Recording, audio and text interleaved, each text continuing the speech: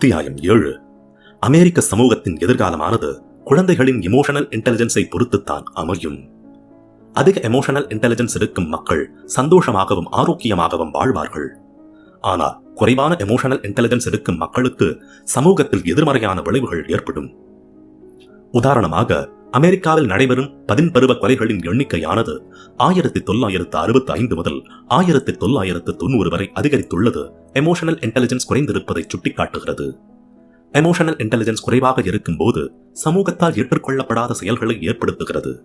குற்றங்கள் ஏற்படுவதற்கு இது ஒரு முக்கிய காரணமாக இருக்கிறது என்பதற்கு வலுவான ஆதாரங்கள் இருக்கின்றன. உதாரணமாக, வன்முறையில் ஈடுபடும் 10 பருவ குழந்தைகள் அவர்களின் தூண்டுதல்களை கட்டுப்படுத்த சிரமப்படுவதாக ஆய்வுகள் காட்டுகின்றன. அதேபோல் மற்றவர்களின் முகபாவனைகளை புரிந்து கொள்வதற்கும் சிரமப்படுகிறார்கள். இதே நிலையானது அதிக வயது உடையவர்களிடமும் காணப்படுவதாக கூறப்படுகிறது. போதை பழக்கங்களுக்கு அடிமையாக இருப்பவர்களிடமும் இந்த எமோஷனல் இன்டெலிஜென்ஸின் குறைபாடுகள் இருப்பதை வெளிப்படுத்துகிறார்கள். உதாரணமாக, ஹெராயின் பழக்கத்திற்கு அடிமையானவர்களால் அவர்களின் அடிமை பழக்கத்திற்கு முன்பாகவே கோபத்தை கட்டுப்படுத்த சிரமப்பட்டுள்ளார்கள். குழந்தையின் நலன் ஆனது உணர்ச்சியின் திறன் பொறுத்து முடிவு செய்யப்படுகிறதா என்ற சிறிய சந்தேகம் ஏற்படுகிறது. எமோஷனல் இன்டெலிஜென்ஸ் அதிகமாக இருக்கும் மக்களால் சூழப்பட்ட சூழ்நிலையில் வளரும் குழந்தைகளுக்கு அதே போன்று எமோஷனல் இன்டெலிஜென்ஸ் அதிகமாக இருப்பதை பார்க்க முடிகிறது. இதனை ஒரு ஆய்வில் எமோஷனல் இன்டெலிஜென்ஸ் அதிகமாக இருக்கும் பெற்றோர்கள் அவர்களின் உணர்ச்சிகளை கட்டுப்படுத்துவதிலும் மன அழுத்தத்தை வெளிப்படுத்தும் முறையிலும் மற்றவர்களை விட சிறப்பாக செயல்படுகிறார்கள். அதேபோல் சமூகத்தில் அவர்களை ஈடுபடுத்திக் கொள்வதில் சிறப்பாக இருப்பதாக ஆசிரியர்கள் தெரிவிக்கிறார்கள். எனவே ஒரு குழந்தையின் எமோஷனல் இன்டெலிஜென்ஸ் ஆனது அதனின் நலனிலும் தொடர்புடையதாக இருப்பதிலும் ஆச்சரியம் ஒன்றுமில்லை.